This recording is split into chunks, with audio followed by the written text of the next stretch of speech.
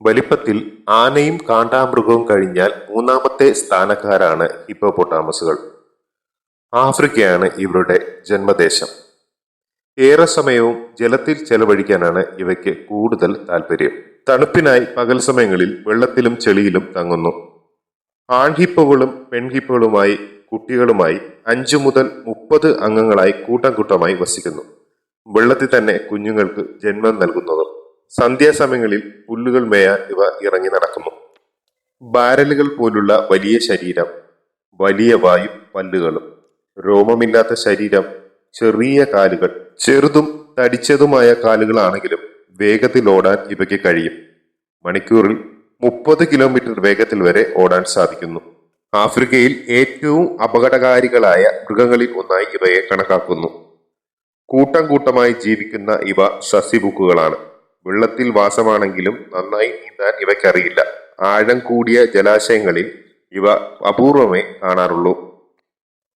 പ്രായപൂർത്തിയായ ആൺ ഹിപ്പോകൾക്ക് 1500 മുതൽ 1800 കിലോഗ്രാം വരെ ഭാരം കാണുന്നു. പെൺഹിപ്പോകൾക്ക് 1300 മുതൽ 1500 വരെയാണ് ഭാരം. ആൺഹിപ്പോകൾ ജീവിതകാലം മുഴുവൻ വളർന്നുകൊണ്ടിരിക്കും. 25 വയസ്സാകുന്നതോടുകൂടി ഭാരം കൂടിയവയായി മാറുന്നു. 50 വയസ്സുവരെയാണ് ഇവയുടെ ജീവിതകാലം. ഇവയുടെ ചർമ്മം സ്വാഭാവികമായും ചുവപ്പു നിറമുള്ള ഒരു സൺസ്ക്രീൻ പോലുള്ള പദാർത്ഥം സ്രവിക്കുന്നു.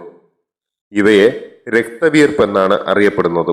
യഥാർത്ഥത്തിൽ ഈ സ്രവം രക്തവിയർപ്പല്ല. ഈ സ്രവം ആദ്യം നിറമില്ലാത്ത ഒന്നാണ്, പിന്നീട് ചുവപ്പ്, ഓറഞ്ച്, തവിട്ട് നിറമായി മാറുന്നു. ഹിപ്പോപ്പൊട്ടാമസുകളുടെ മറ്റൊരു പ്രത്യേകതയാണ് ഇവയ്ക്ക് വെള്ളത്തിനടിയിൽ ഉറങ്ങാൻ സാധിക്കുന്നു എന്നത്. ഇവ വെള്ളത്തിനടിയിൽ ഉറങ്ങുകയും ഇടയ്ക്കിടയ്ക്ക് ശ്വസിക്കാൻ ജലോപരിതലത്തിൽ ഉറക്കം വിടാതെ തന്നെ എത്തുന്നതും പതിവാണ്. ഹിപ്പോകൾ അവയുടെ കുഞ്ഞുങ്ങളെ വളരെയധികം സംരക്ഷിക്കുന്ന ഇനമാണ്. ഹിപ്പോകൾ ആരെയും കുഞ്ഞുങ്ങളെ അടുത്തു വരാൻ അനുവദിക്കാറില്ല.